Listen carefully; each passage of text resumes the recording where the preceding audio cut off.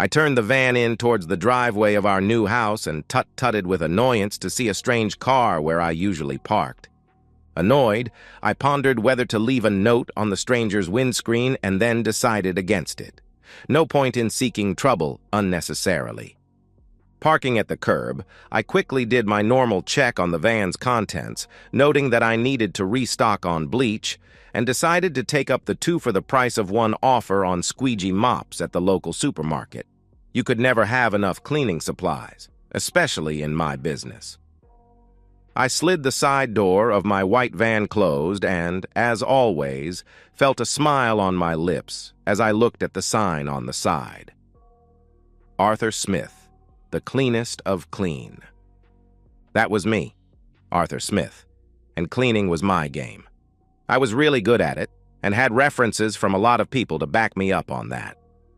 Wondering who was visiting Penny, I opened the door to find my wife of 4 months seated crossways on the lap of a big, dark-haired man dressed in jeans and what looked like a vest. I wasn't really up on the latest fashions, so it might be a cheap, beer-stained undershirt, or it might be a designer item from a top boutique. Who could know? "Penny?" I said, my heart beating faster than normal. "What's going on?" She looked at me for a moment, and a series of expressions crossed her beautiful face. Shame, fear, anger, contempt. They all appeared and disappeared again like a series of slides projected on a screen. I'd spotted her at a charity ball, seen her face, and honed in on her straight away. She was so pretty that there was a throng of chaps around her, all eager for her attention. Rich chestnut curls framed a gorgeous face with its pouting lips, small straight nose, and huge blue eyes. A long neck descended to a generous chest on which perched 2 of the sweetest and most generous breasts I'd ever seen. Below that, a pinched-in waist led further down to promisingly fecund hips and long legs that made every man in the room envision them wrapped around him. Of course, I was punching way above my weight class with Penny. I was 32, 5'8", and weighed 165 pounds, with thinning brown hair and blue eyes and an average build. However, I did operate a very successful cleaning business and had clients from all levels who loved the meticulous care I put into my practice. I like to think of it as a practice rather than a business, a bit like a doctor. I am a professional, after all, and I'm proud of my work. One of those clients had passed on an invite to the charity ball, and seeing Penny made up for the fact that I'd had to buy a tuxedo, especially for the event. Somehow, I'd managed to make an impression on her. I know I'm almost perfectly average, and in fact, if the stats of every white man of my age were averaged out, I think I'd fit into that description to a T. I like to think that it actually made me unique, as almost nobody is, in fact, average. The U.S. Air Force discovered that when they averaged out all their pilots in order to find a standard seat for the cockpits of their planes, only to discover that not one of their people actually fit into them perfectly. I do have confidence and a winning way with words, and I managed to whisk Penny out of her group of admirers and onto the dance floor, where I showed her what a year at a dance studio could do. Before the night was over, I'd treated her to a meal at an above-average restaurant, forked out a subtle bribe to the guy at the door of a top club, and bedded her, to the satisfaction of both of us. Within a week, I'd been introduced to Mummy and Daddy, and managed to impress her father, at least with my bank balance and fleet of vans. His approval had put the seal on her acceptance of my proposal, and within a month we were married and living in my house in one of the leafy London suburbs. And now this. Some jerk sitting on my settee in my lounge with my wife ensconced on his lap. "Penny," I repeated, hearing the quiver in my voice. There were wine glasses at their feet and an empty bottle of a specific wine I'd been saving for a special occasion. The jerk sneered at me and reached around to cup one of her breasts while letting the other run idly over the rest of her body, a body that she had promised would be only mine. He squeezed the breast so hard she gasped. "Penny, what the hell is going on?" I asked. The jerk spoke, surprising me in the way he could string actual words together. I'd almost expected that he'd have to point at flashcards in order to communicate. What do you think is going on, you tosspot? Your name is Penny as well? I gasped. He looked confused. No, my name is Snake. But you don't hiss, I pointed out. Nah, he smiled. I got my name 'cause of my Johnson. So your real name is Dong? I asked, showing my confusion. You don't look Vietnamese. He gawped at me. Penny looked venomous. Ignore him, Cecil. He's just taking the piss. Ah, Cecil, that's your real name? Now I understand the need for a nickname. So why are you here, fondling my wife? I'm not fondling her. I don't do that type of shit. I'm about to be intimate with her because you can't manage to do the job. And I'm guessing it's not the first time you're going to enjoy her caresses, I asked. We've been lovers for 3 months, Penny stated. Lovers? Wow. So you were faithful for a whole month? She looked away, so I guessed that a month had been an optimistic guess on my part. Why, Penny? I asked, genuinely interested. Why would you marry someone and then immediately cheat on them? Why bother with the wedding? She looked away, and I guessed that she didn't like looking at her actions too closely. Is it because you're a slut who can't keep her legs closed for more than a few hours? Or because you're a whore who wants money from me while getting intimate by a series of Johnsons? Or it could be, she spat, that you told me you were a successful businessman when in fact you're just a cleaner. Just being a cleaner put both of us in this house free and clear, I pointed out with a shrug. And I'm supposed to be proud of that? She shouted. I'm supposed to brag to my friends that my ugly, balding little husband is a cleaner? It's good work, I replied. You're just a laborer. Anyone who works is a laborer, when you actually think about it. There's nothing wrong with working. Maybe you should try it sometime, I snapped. Her sneer matched that of the jerk. My father would never see me having to work, and I have no intention of becoming a wage slave. You might have to after the divorce, I suggested. There isn't going to be a divorce. Her smile was even more venomous than Snake's. Because if we split up, I'm going to end up with your business, your house, and everything else, including your soul. I'm going to take every penny you have. Well, you're a penny, so you'd have to take you, because you won't be able to live in this house, I said. You have no idea of the power my father has. If we get divorced, his lawyers will shit all over you from such a height you'd think the heavens had opened up. You'll end up praying to find a decent-sized cardboard box to live in. I'm not sure the heavens are made of shit, I said. Oh, shut up, you stupid little man. She was getting her second wind now. Wise up, accept the inevitable.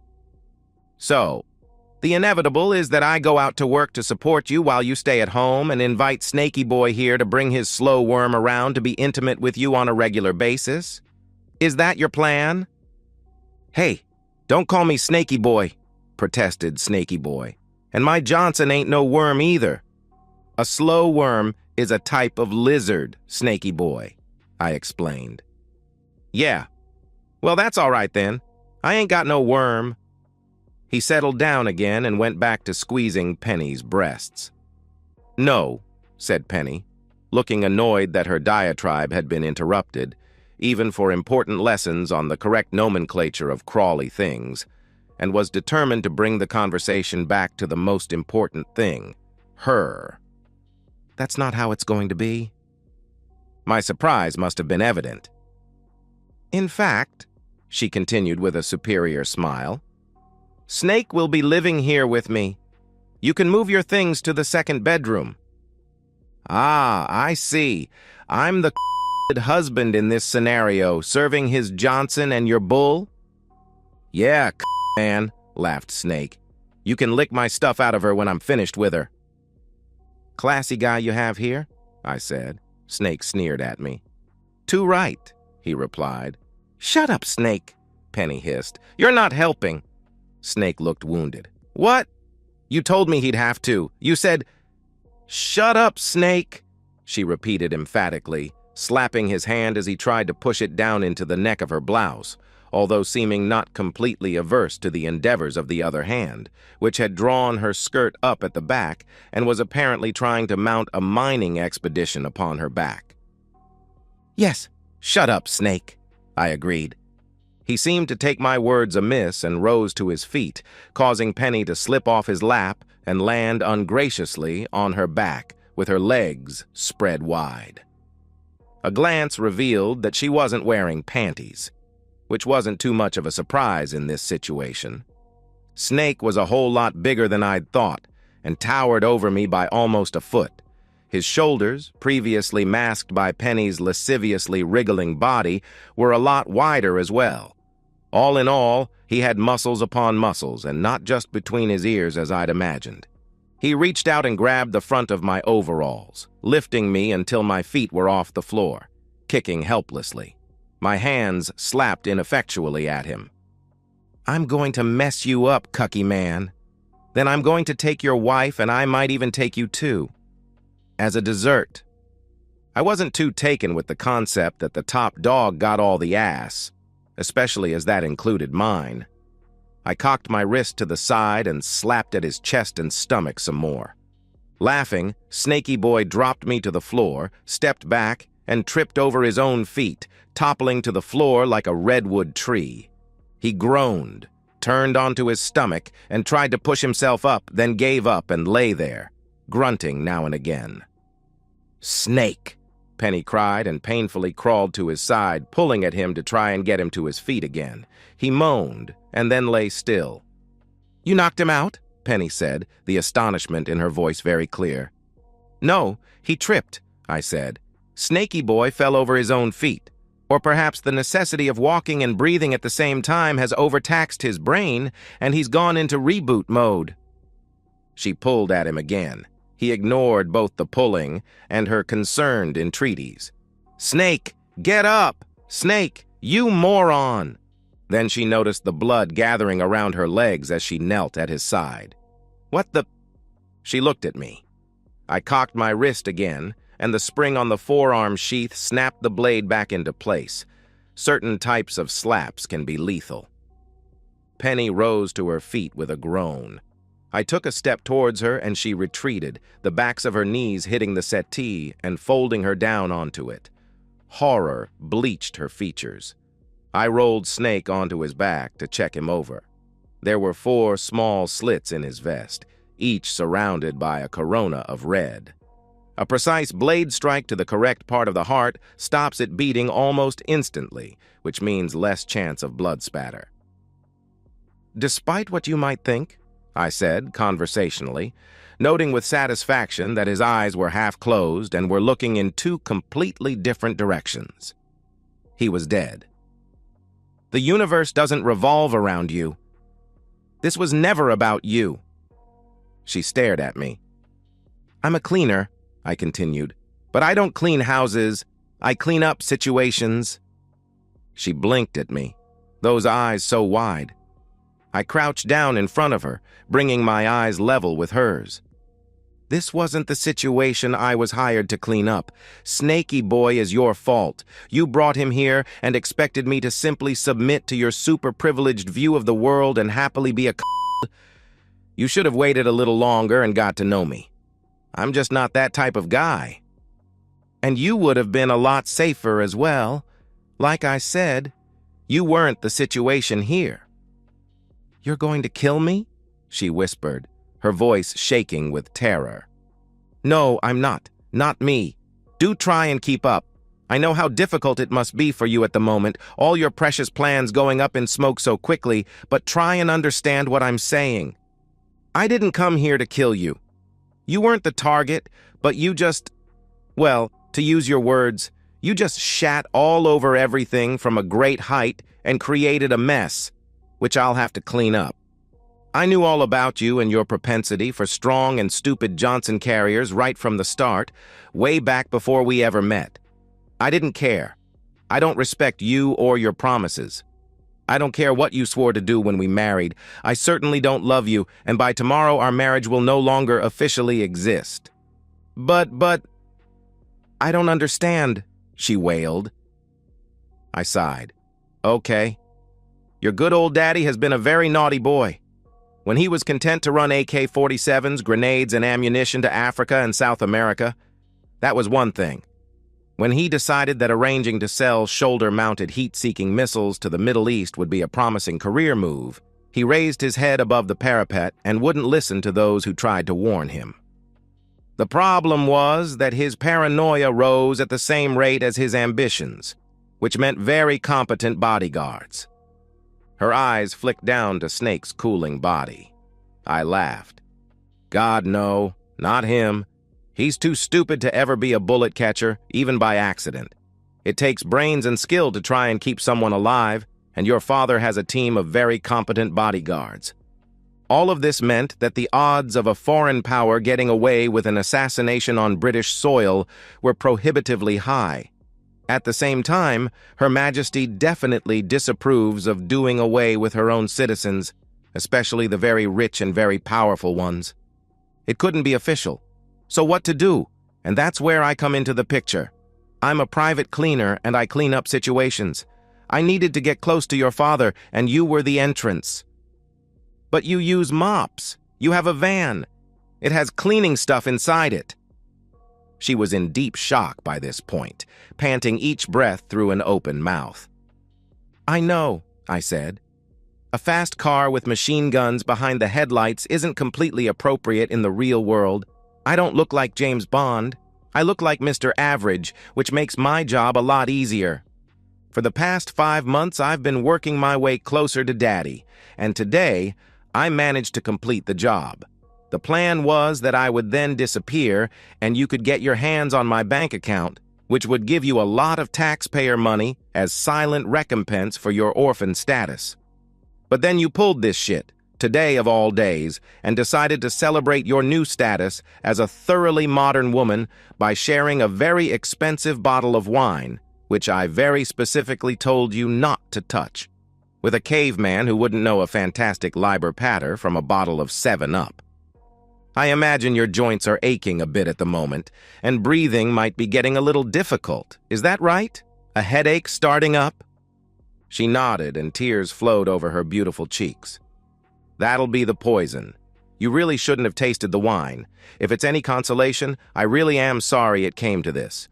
But I have to get to work now, so you lean back and rest, and it'll soon be over. There won't be any pain. I patted her hand. I didn't dislike her. She was an overprivileged ass with some weird ideas of what a marriage actually meant, which offended me to some degree. But I couldn't hate her. She mumbled something, and I drew close to try and hear. "Sorry," she said. I felt an unexpected deep pang of sympathy and sat next to her, took her in my arms, and held her for a long time until her breathing finally slowed and stopped. With a sigh, I texted on my phone. Done. There was no reply. I didn't need one. A very adequate addition to my bank account was all the reply I hoped for. I made a call. "Hi, honey. The contract's finished and I should be home by tomorrow." A drawling voice that seemed to epitomize the infamous Southern belle of magnolias, mint juleps, and half the Civil War movies of Hollywood sounded in my ear. "Good to hear, honey. I don't want you taking any more of these long assignments, you hear me, James Kirby? The baby's about due, and as my husband, your place is at my side." "I can't wait to get there, Mrs. Kirby. I've missed you so badly. Hug the kids for me, all right? And all my love to you." Sometimes when a young Englishman civil servant of a sort takes a trip and gets lost in the southern states of the USA, he might meet a woman who puts the heat of the South into his heart and soul, and he marries her. And when she understands his work and is fine with him doing it, it's even better. I pictured her in my mind, then sighed and went out to the van, going over all the disposal work I was going to have to do, starting with carrying all those gallon bottles of acid up to fill the bath. A cleaner's work is never done. And so, we've reached the end of today's story. Was it what you expected, or did it take a twist you didn't see coming? I'm curious to hear your thoughts. Share them in the comments below, and let's get a conversation going. If this story kept you hooked, make sure to hit that like button. And if you're new here or just haven't subscribed yet, now's the perfect time to join our community. I bring you fresh, captivating stories every day, so click that subscribe button and turn on notifications so you never miss out. Thanks for watching, and I'll see you in the next one.